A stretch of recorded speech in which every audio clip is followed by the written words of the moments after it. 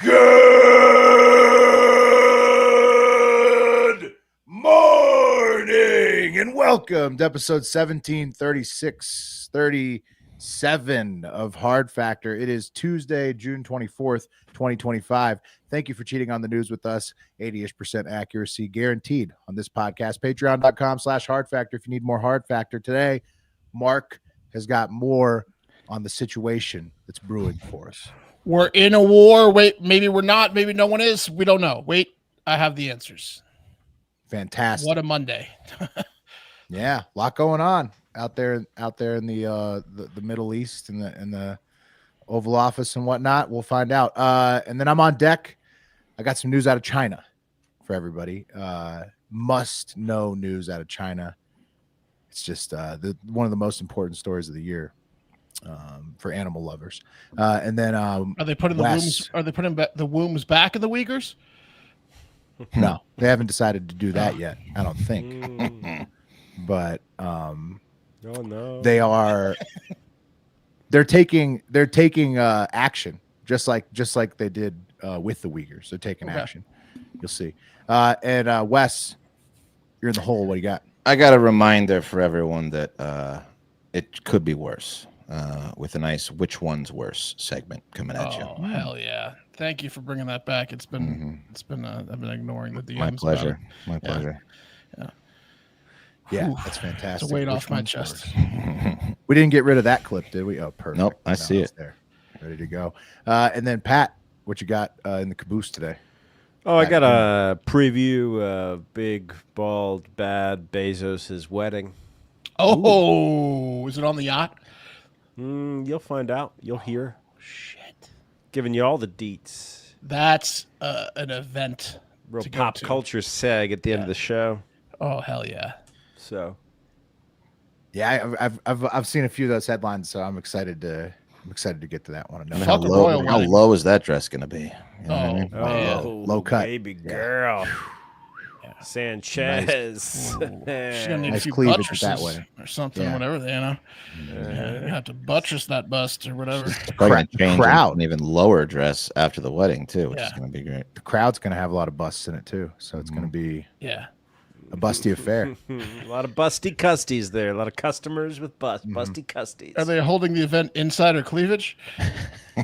Oh yeah, They might all fit. Yeah, we could all fit.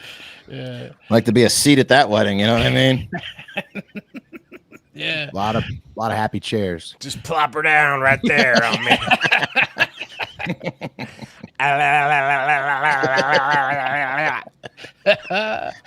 All right, let's talk about the war, huh? Monday was crazy. It started with news that Iran sent a bunch of missiles to and at a U.S. military base in Qatar. Okay. Yeah. So that was crazy. Iran claimed the attacks were in retaliation for the U.S. bunker bombings of their nuclear sites a few days ago, and that led to the internet and I assume a lot of text threads blowing up, being like, "Uh-oh, it's war. Here we go." Yeah, it's war. And then Qatar shut down their airspace and issued a shelter-in-place warning for all U.S. and U.K. citizens in Qatar, and we were like, "Uh-oh." And then Trump truthed this in response to Russia, who got involved and was like, "We might send nukes over to Iran. We might help out." And then Trump said, "Did I hear former President Medvedev from Russia casually throwing around the N-word nuclear and saying that he and other countries would supply nuclear warheads to Iran? Did he really say that? Or was it just a figment of my imagination?" I'm going to stop doing his voice because there's a lot of truths coming. If he did say that, and if confirmed, please let me know immediately. The N-word should not be treated so casually. I guess that's why Putin's the boss. By the way, if anyone thinks our hardware was great over the weekend, far and away the strongest and best equipment we have 20 years in advance over the pack is our nuclear submarines. They're the most powerful and lethal weapons ever built. Just launched the 30 Tomahawks. All 30 hit their mark perfectly. So in addition to our great fighter pilots, thank you to the captain and crew of those as well. He forgot the sub guys yesterday. Yeah, big That's miss. fucked up. Yeah. So then it's like, wait a minute. Okay, what happened? We got attacked by Iran. Russia's going to send them nukes. The shelter-in-place orders. What the hell's going on, right? but quickly it was reported that none of the 14 missiles hit the base. There were no casualties. Yeah, did you see the videos? It was Yeah. crazy. All intercepted. Maybe one landed in a field that no one was at. Potentially, it could have been propaganda. But Our troops were not in the base they were firing on, and you know that because they filmed videos of the interceptors hitting the Iranian missiles. yeah, I also feel like Trump said in the other tweet that you might have something that he maybe shouldn't have that made Iran kind of look like bitches is that they warned us. yes, that's what I get to next. Yeah. And this news that no one died and all of them were intercepted and stuff like that led to some theories online, Wes, that Iran might have been saving face and warned the U.S. and Qatar before the attack so that no U.S. soldiers died and there would not be an all-out war. But it also showed that, hey, we did something, right? Right. Yeah. That's why I felt like maybe he should have left that part out of the tweet. Maybe. Yeah. Well, I feel like maybe you should have been like, damn, that Iranian attack was fucking crazy good and really valiant. Very solid attack. Very good retaliation from Iran. Exactly. He's like, those bitches told us it was coming. Not We the approach thwarted you every went one of them. We are shaking in our boots after that Iranian attack. Jeez. do you want to hear? That's what he should have done. You want to hear what he said instead? What did he say? Here's truth number 2 of the 3 that I'll show you, all equally long. Iran has officially responded to our obliteration of their nuclear facilities with a very weak response. So not what you guys were looking for. Which we expect. Which we expected, and have very effectively countered. There have been 14 missiles fired, 13 were knocked down, and 1 was set free. I think that's the one that hit the field because it was headed into a non-threatening direction. I am pleased to report that no Americans were harmed and hardly any damage was done. Most importantly, they've gotten it all out of their system, and there will hopefully be no further hate. I want to thank Iran for giving us early notice. This is which made it possible. Yeah, after he told them their attack sucked, he thanked them, which made it possible for no lives to be lost and nobody to be injured. Perhaps Iran can now proceed to peace and harmony in the region, and I will enthusiastically encourage Israel to do the same. Thank you for your attention to this matter. So now Why does he keep signing off with "Thank you for your attention to this matter"? Because it's very professional. I don't know. It's not professional at all. Did you? I'm sorry. Did you attack me? I couldn't even tell. Yeah, but thank you for warning me. Couldn't even tell. This wasn't how you were supposed to say that. Yeah, that's the best I could do. I double-crossed me again. Yeah. Thanks for warning us and coordinating with us so that you could publicly save face by issuing retaliatory attack. Very weak. I think he assumes that no one in Iran has truth, which is pretty safe. So there you go, right? Iran passed Trump's test. Now we're all best friends again. It was a whole big game of chicken. Iran passed the test. It was a nuclear version of like the fable with who's the actual mother of the baby. They're both claiming it, and said, hey, and we said, hey, I got an idea. We'll split the kid in half. And Iran said, no, we'll just warn you of the attack, and the baby stays whole. And we're like, yeah. Split the baby. Yeah. He did not call the attack weak. Some unhinged truthing. No. Some When just they warn you about absolutely it, I mean, unfucking hinged truthing taking place. You can twist the knife a little bit. I guess so. Well, in fact, he must have called Israel because we're not done. Right after that truth, he must have called Israel because 2 hours after that, and right before we recorded this show on Monday evening, Trump had a final truth on the matter, which you should pay attention to, as he says. Here it is. This is a doozy. Congratulations to everyone. It has been fully agreed by and between Israel and Iran that there will be a complete and total ceasefire in approximately 6 hours from now when Israel and Iran have wound down and completed their in-progress final missions. For 12 hours, at which point the war will be considered ended. Officially, Iran will start the ceasefire, and upon the 12th hour, you get the point. War's over. God bless the world. Signed off. Just a few more people on each side to kill, and then it's over. Yeah, just a few more. We don't want to. They already fueled up the jets. Yeah. So has anybody else confirmed the ceasefire besides Trump? That's as in the two countries at war. It's very possible. It's very possible that he can't live with the backlash that he's been receiving, which, to be honest with you, the Marjorie Taylor Greene backlash came out, which shocked me because the first guy to backlash him was a senator from Kentucky. This was 2 days ago, and immediately he mobilized his $500 million PAC to primary that motherfucker, the guy from Kentucky that spoke up.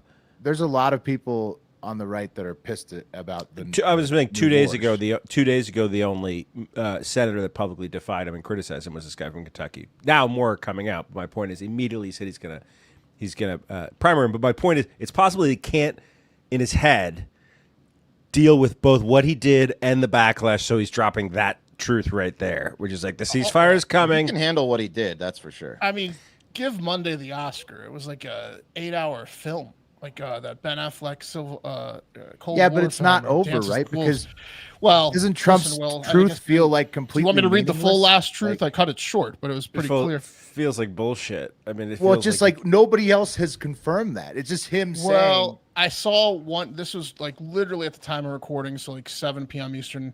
There was a report on Twitter that an Iranian head official did confirm the ceasefire, but that was a tweet, and it didn't say which Iranian official or. What about the sleeper cell shit that they were talking about? Well, they're not. Terrorists be terroristing. They're not really part of the ceasefire. Oh, Okay. Apparently, one told Reuters that Qatar Reuters. helped mediate the ceasefire. Yeah, everyone's mediating the ceasefire. We're good. Give good. Monday the Oscar. What a ride. Also, we're getting our news now from reposted truths. Even a war isn't going to get people to sign up for truth. Okay, Right. Truth. We'll just wait for the heroes to repost that shit on Twitter. Thank you very much. Yeah, thank you for doing that. Yeah. What? I mean, I just don't get it. Why would there be a ceasefire?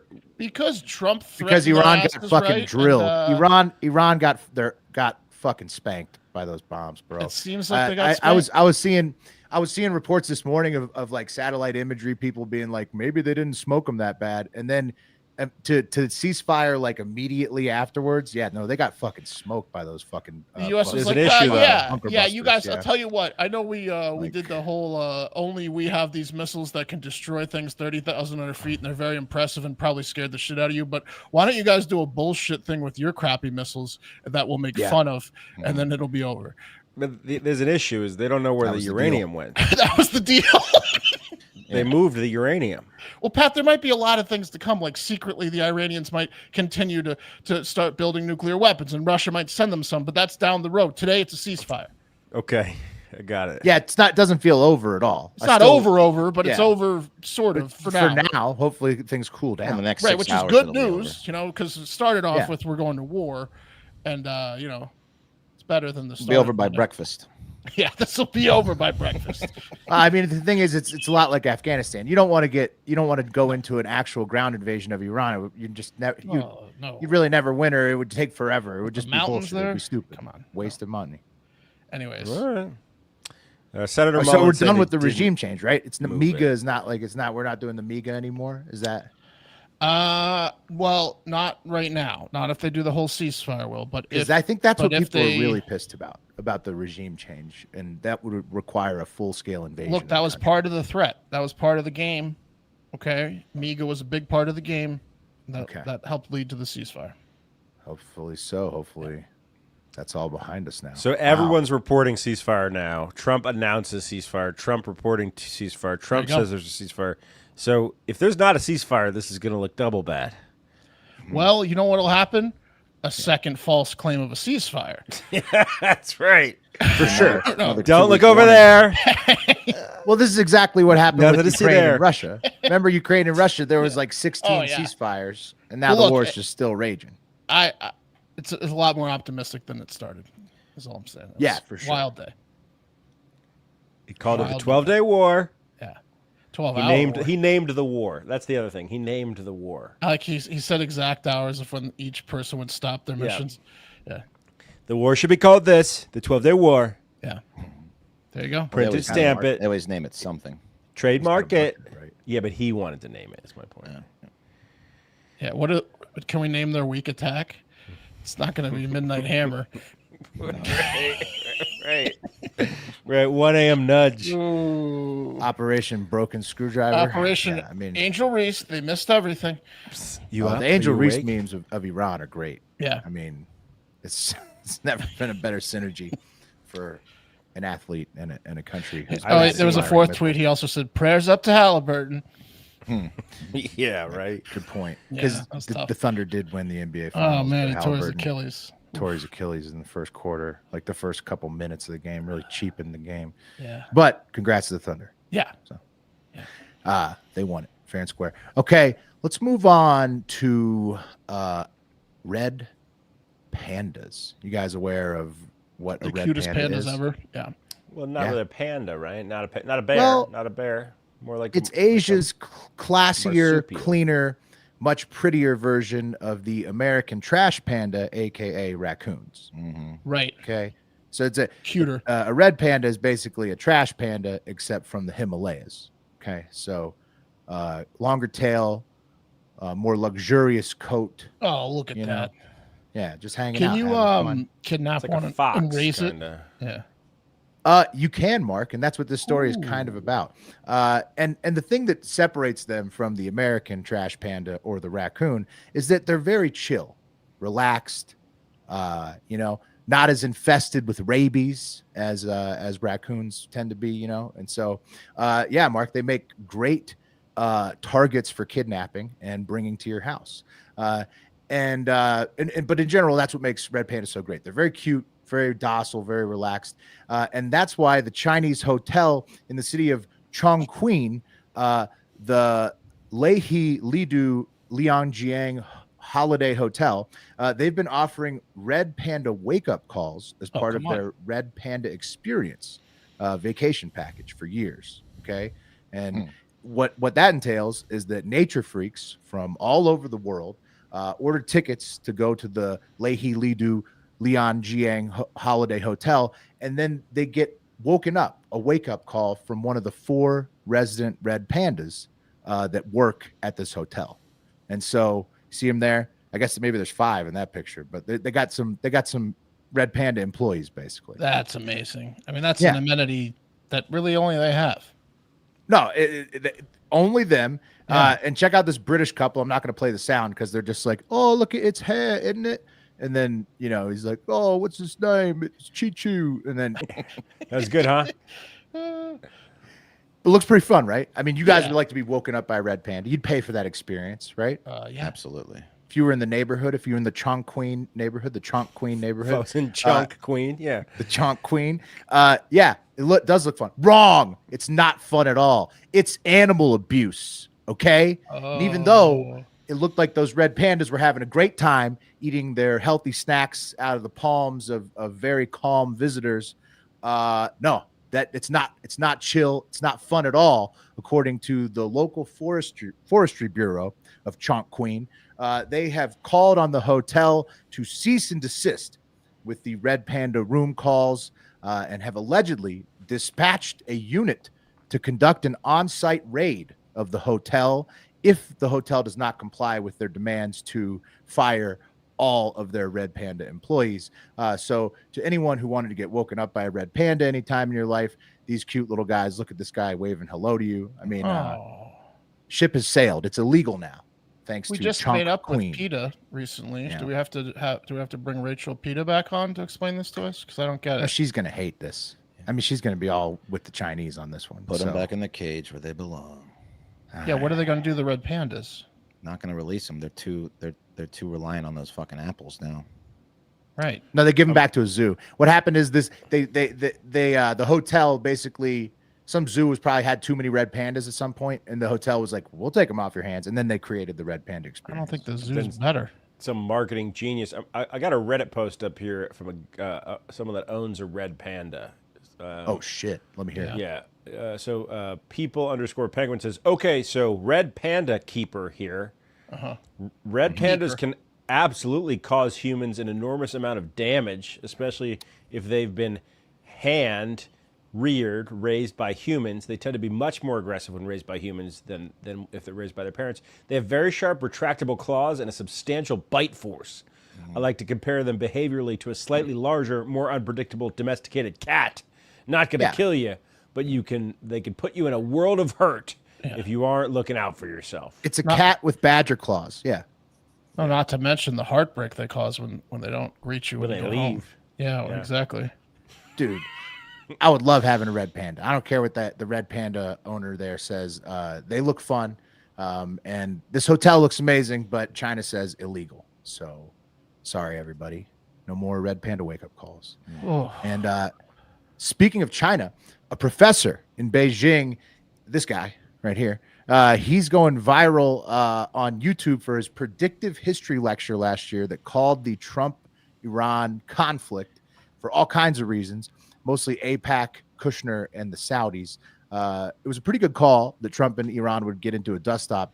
But the Veep, he called that wrong. He said Nikki Haley would be the Veep, and he also said his prediction was that it's going to be a full-scale invasion, regime change of Iran. So as long as that doesn't happen, this guy actually fucking didn't get anything right besides one thing. Yeah, but he did also say that he got the attack on Iran right by the U.S. and stuff like that, and then he did say, like you said, that it's going to be a full-on ground war, that we are going to lose worse than Afghanistan due to the terrain.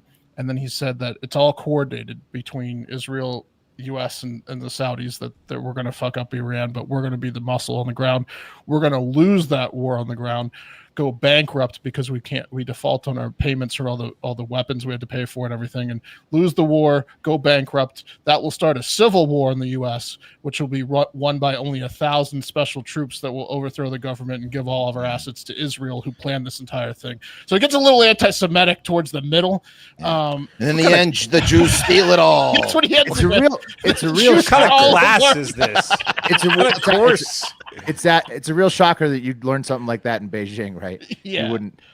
You wouldn't guess where that would be coming from. Welcome to my course. No. It's predictions of a madman. Well, breaking news history from intern Al, who sent this over. I was going to bring it up. I guess reports of possible assassination strike in Tehran. That's don't know if that's true or not. That's from a 3 million follower news account that doesn't do satire. So they're saying reports of possible assassination strike in Tehran. Everyone's like, what about the ceasefire? It could have been one of those last missions, though. Mm-hmm. Could have been, yeah. Boys will be boys. We just gotta kill the Ayatollah and it'll all be over. The assassination in Tehran, it's over. I meant to post-date that. Truth. Oh gosh. Okay. It's definitely over for sure. Yeah, it's over. Yeah. No more. There'll be no consequences from that strike. None at all. We're living scot-free now. We're off the hook, guys. Completely, utterly transaction off the hook. Complete. Yep. We are good. Okay. And speaking of being good, get your data good with Incogni. Okay. Let's talk about Incogni and your online privacy. I used to get tons of spam calls, and my email was flooded with junk. The scariest of those messages were scams, trying to get you to click on something. It was terrifying to see how much they knew about me when they'd send it over. Turns out my information was spread all across the internet without me knowing. That's why we've partnered with Incogni. It helps reduce spam and take control of my online privacy by taking away my private data from shady companies. With the unlimited plan, I get Incogni to remove my personal information from an unlimited number of data brokers that expose my information online, leading to all that nonsense. Best of all, they do all the hard work of data removals for me, and my inbox is no longer a hornet's nest. Right now, you can get 60% off of their annual plans by heading to incogni.com/hardfactor and using the code hardfactor, all one word, at checkout. It's also completely risk-free. Incogni offers a 30-day money-back guarantee if you're not satisfied with them removing your personal information off the internet. Live free from dangerous spam by using Incogni. That's incogni.com/hardfactor for 60% off their annual plans. Mm-hmm. Let's also talk about a fantastic app that we now are all users of, Cash App.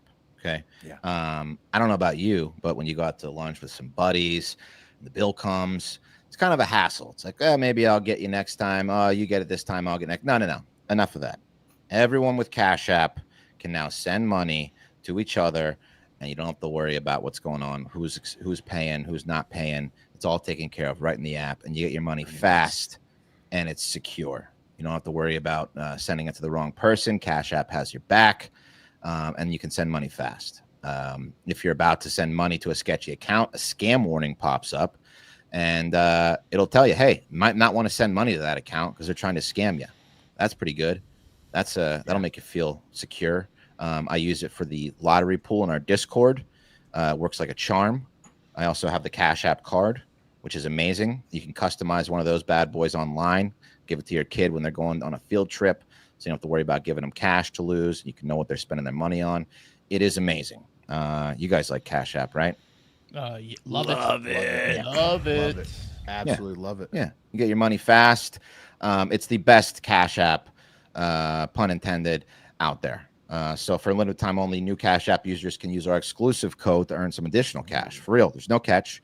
Just download the Cash App and sign up. Use our exclusive referral code, which is Hard Factor, in your profile. You send $5 to a friend, and then within 14 days, send $5 within 14 days, and then you'll get $10 dropped right into your account.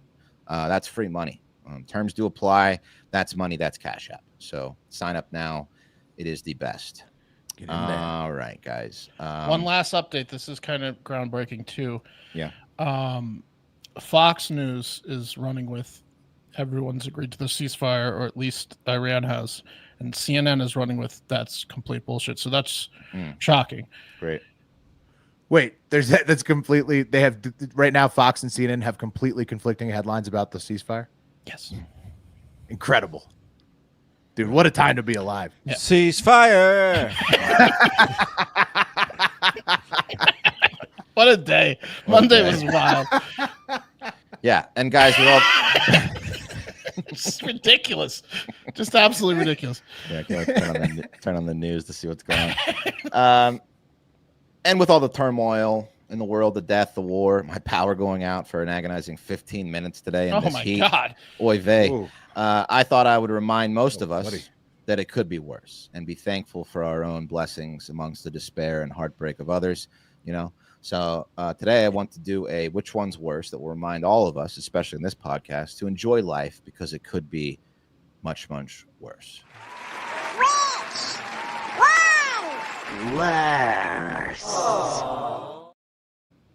There you go. Back by popular demand. First up, you could get struck by lightning, right? That would suck. That would suck, wouldn't it? That'd be bad. Apparently, God and his do anything for him bitch Mother Nature are both very angry, and they are taking out their anger on people across the United States and sending a very clear message to those people that they are hated. According to the article by Dinah Voiles Pulver in USA Today and her story with the headline, "People keep being struck by lightning." People are getting struck by lightning. Is anyone noticing this? At a real high rate recently. Now, if you go on Google and you ask what's the average number of people being struck by lightning, it actually has gone down a ton. I think that's because more jobs have moved inside. It used to be about 50 a year that would die. Around 400 are struck annually in the United States. But a vast majority of those, you know, they live, luckily. Yeah, a couple of those turn into geniuses, Wes. Yeah. Right. And do you get magic powers? Some of them do. You get the magic power of. You might become a genius. You get a great bar story, that's for sure. Yeah. And men are disproportionately affected, making up 80% of lightning strike victims because it's hard to get struck by lightning in the shoe section of Target. You know what I mean? Because they be shopping. Yeah, you got to be outside. Yeah. You know what I mean? The only lightning there is the deal. I'll go check it out, honey. I'll go get to the bottom of it. Yeah, lightning will strike your credit card in there. Boys in the yard, huh? All right. Anyway, according to the article, over a span of 24 hours from June 19th to June 20th, a whopping 4 people were struck by lightning, nearly 3 times the daily average. One, a 15-year-old boy, was struck in Central Park on June 19th. And then on June 20th, 3 men were struck in Florida. Luckily, most of them are going to survive. One of the guys in Florida, they said he was in critical condition. Don't know the update, but the other 3 are doing okay. And what's crazy and kind of hilarious is this happened in Florida just days before the 25th annual National Lightning Safety Awareness Week, which kicked off yesterday. And John, they got to bump it up a week. Yeah, they're one day too late. Everyone would have been safe being aware of lightning. John Jensenius, who's a lightning specialist with the National Lightning Safety Council, said the strikes and awareness week, quote, "It's a good time to remember that the danger exists." And I don't know about you guys, but every time I see lightning, I'm reminded of how dangerous it is. Yeah. Thank God that didn't hit me. It's a good reminder. Yeah. Jeez. What's the closest it's ever struck you? Dude, I was about maybe 50 yards from a lightning strike in Anguilla one time. and you could feel it. The hairs on my body like rose up. Everyone ducked and ran for cover. It was fucking loud as shit. What do you think this guy says at the conference? He says stuff like, with the increased lightning activity and the increase in people enjoying outdoor activities, we typically see an increase in lightning fatalities from late June through August. Yeah, I guess God's, has some catching up to do if he wants to meet that quota of 20 to 50 deaths per year. So far, only 3 people have died in the U.S. this year. It's pretty good. Yeah. Any guesses on the worst state to be in for lightning strikes? It sounds like Florida. Oklahoma. Florida. 93 deaths since 2006. Texas is second with 42 deaths since 2006. So anyway, fishing is the worst thing to do if you don't want to get struck by lightning. If you're out there with a pole and a rod, you're gonna get struck. I don't know, honey. I'm thinking about going out there and firing at it. If it gets any closer. Well, it storms like every fucking day for 30 minutes in Florida, so there's always an opportunity, and people don't be listening to the lightning guy, Here's another crazy stat. The odds are 1 in 1.2 million in a single year to get struck by lightning. But if you live to 80, your chances are 1 in 15,300. Not bad. Yes. Yeah. You live that long, you might fucking get struck. You might be struck. All right. So getting struck by lightning is an option. Death by lightning, that's option one. Bad. But is it worse than this incredible headline and story? And I think the odds of this actually happening to you are like 1 in 10 billion. But the title is, My Mom Married a Maasai Warrior She Met on Holiday in Kenya. It Destroyed My Childhood. Yeah. Okay? So it's pretty bad. That's terrible. That's pretty bad. Yeah. A Maasai warrior? A Maasai warrior. So from the article by Nick Craven, which sounds a lot but like Dick Craven, which is what Mark be doing late at night. the son of a woman. Dick Craven. Dick Craven. If you want to go last name first, it's Craven Dick. Yeah. The son of a woman who abandoned him and the rest of the family for a Maasai warrior she met on holiday has spoken for the first time about how she ruined his childhood, and that'll do it. Certainly, it isn't going to save your childhood. So the now 43-year-old man named Steve Liddington, who you can see as a kid there with his mom, Cheryl, decided to break his 30-year silence about the traumatic event that ruined his childhood, and it's a doozy. According to the article, Cheryl was 35 and on holiday in the East African country of Kenya in March of 1994 when she met Daniel, who's a Maasai warrior. He came to her hotel and did like a traditional Maasai performance dance, and that was it. And then you have a picture. That was like a red panda waking And then you got a picture like this. Dude. I'm not calling him Dad. You got her. Wow. I mean, she even put on the fucking tribal dress. Oh yeah, she's did. in it. I mean, look at these fucking. She's holding a spear and a fucking shield and everything. Look at that. She's ready to go to war. Did she come back from Kenya? Yeah. So within weeks of being infatuated by him, she dumped her husband Mike Mason and her 3 children, and she moved in. Oh, she was full on married at the time. Oh yeah. Her son Stevie was 11 during this time, and she had 3 other kids. I love that it's Stevie. Yeah, I knew that. Yeah, I love the way he danced. So, again, here's a picture before she abandoned, and so she lived on the Isle of Wight, right? And she moved into a fucking mud hut. Now, honey, before you go over there, That's how they live. I feel like I shouldn't even have to say this, but don't go run off with none of those Maasai warriors, all right? Yeah. They're gonna come and woo you. Not even something you think about. No, it's not. It's the last. They got good dance moves, honey. I'm telling you. Yeah, not if you haven't been to Kenya. What? You were kidnapped by a Maasai warrior? Not exactly. You see the Maasai's in action. You know that you don't want to leave your girl in the village. She might end up in a hut. Yeah. But I guess it runs in the family. As you can see, Stevie, her son, has a little taste for the exotic too. There he is with his Korean wife, who he moved to and had a family with. Lives in Seoul now. Very good. Here he is Acai now. warrior. Yeah. Back to his mom. The couple, Cheryl and Daniel, moved to Britain and married in February of 1995 on the Isle of Wight, whatever you say it, and they had a daughter. Here's their daughter, Misty.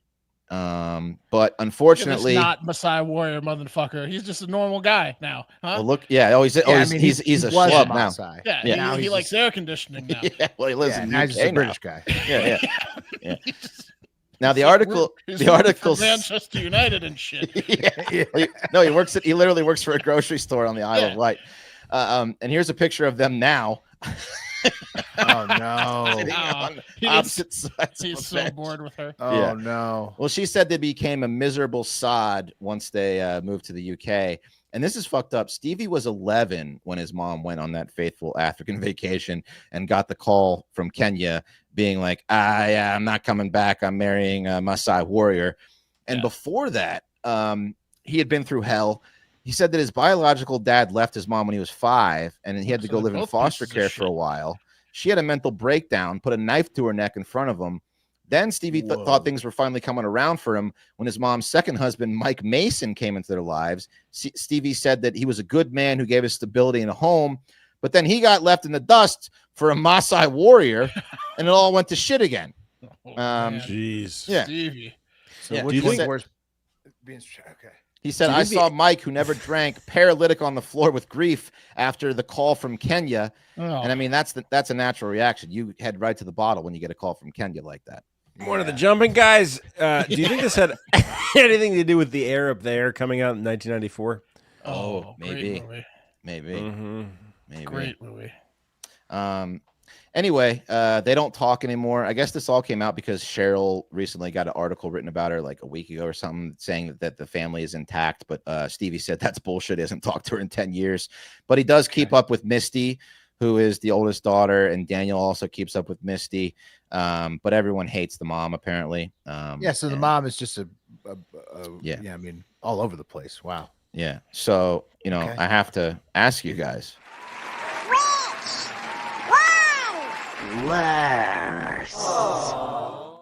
Struck by lightning.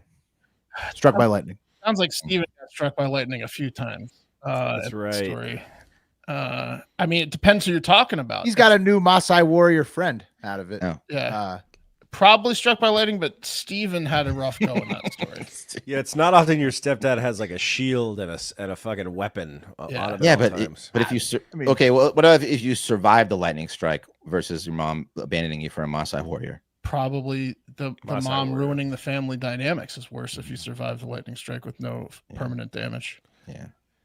Yeah, you could get like powder, like That's what I'm saying. abilities too. Speaking of movies from the middle 90s. Exactly, Pat. That's If you're guaranteed to survive, definitely, then Stevie's worse. Powder came out in 95 as well. Okay. Travolta, right? I know that was Phenomenon influenced. Oh, Phenomenon with Travolta. He also had a little bit of a. Didn't he get struck by lightning in Phenomenon? He got really smart. Maybe Powder was like the albino kid that could control lightning. Yeah. Isn't that Gutenberg? I think Travolta got struck by lightning in Phenomenon. It was Sean Patrick Flannery. Yeah. Was Powder.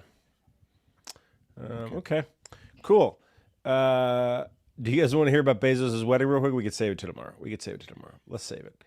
Because Bezos is going to get married. Well, real quick, let me just throw this video of Bezos having a Can you just put a picture awesome. over it? Yeah. Okay, this is Bezos' wedding is happening this weekend probably, and they're having a pre-party on his yacht. It's happening in Venice, and this is a video from the yacht of the foam party that's taking place. There's 61-year-old Jeff Bezos rolling a gigantic ball through foam at his guests, shoving it at his guests. He's too old for a foam party. He's too old for a foam party. There's Jeff there, just getting lost in the foam. Here's a photographer coming up and photographing Jeff 61-year-old Jeff at a foam party on his. Look at the hat 500 that million. guy has on in the Oh, foreground. dude. What's up with that hat? What's he doing? This is what you do when you didn't go to foam parties when you were a kid, right? You have a foam party, yeah. Like Lauren when said, you're Yeah, six. he didn't get invited to fun parties and Yeah, when you never got to go to a foam party as a college student, you then throw one on your mega yacht. Yeah. Right, that's right. Lauren wasn't a dirty Sanchez ahead of the wedding. No, in fact, she was a very clean Sanchez during the foam party. Yeah, people aren't happy in Venice, specifically the people of Venice. They did a lot of protesting this week, like putting this gigantic sign in St. Mark's Square. If you can rent Venice for your wedding, you can pay more tax. Yeah, but then they put a picture of him laughing at tax. Yeah. Mm-hmm. Yeah, here's him laughing at the taxes he's not paying. Yeah. And then they graffitied a beautiful bridge. Yeah, well, no, that's just. Oh, no, that's a sign. It's, Okay. it's just a banner. It's just a You very. can't blame Europe for being sick of Bezos, dude. Like that. Yeah. Imagine if their richest dude came over here and was just sailing his mega yacht all over your favorite fucking beaches. Like, Dude, everywhere that yacht's gone, the townspeople have been pissed. They had to remove the bridge and wherever the fuck in Europe. Amsterdam or the Netherlands. Yeah, no one wants that stupid yacht around. Yeah, The yacht orcas are apparently- even trying to get rid of his ass. They're Yeah. fucking taking out. Yeah, like nobody wants Bezos in their waters over there, and he just won't leave. He's been in the He won't Mediterranean now for like fucking 8 years. The Yeah. guy just won't leave the fucking mega yacht.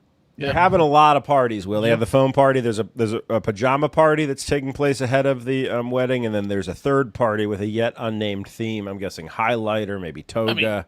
I don't blame him. I'd be on the yacht for 8 years straight too. Yeah. Is it a stoplight party, Pat? One of those? Yeah, I don't know, but it's he's getting them all 61 back. years old. Yellow means talking to someone but not committed. 61 years old. I got these cool rules for a party that I've definitely been to a few, but I mean, I'd like to do it again, right? So What was the point of going to a stoplight party and wearing red? It's like, get the hell out. You know, That's true, honey. You better be wearing red because you know we're in a relationship, even though we're long distance. it's only right now. it's only chicks that Good go pics with with their the red. boyfriend. Check your mail. Check your mail. Yeah, there's a red shirt there. Wear it. Wear it, babe. Apparently, he's been forced to move the location of the party because of protests. I guess locals are going to be filling the canals with inflatable crocodiles to stop the gondolas. The guests are going to be Oprah, the Kardashians, Eva Longoria, Katy Perry, Orlando Bloom, Bill Gates, Elton John, Lachlan Murdoch. It's like 90 private jets pulling up this week. Katy Perry and Orlando Bloom broke up because they fought over her ridiculous space. You thought yeah, that but was they're the not case. going to not show up for that event, though. Wes. No, they're currently Yeah. they're currently in Italy on the Amalfi Coast, West. Get I with mean, the you times. pull it together for the Bezos I'm wedding. glad to hear that. Yeah. Anyway, yeah, that's the show. Get out there and have a great fucking day. The cream of the crop!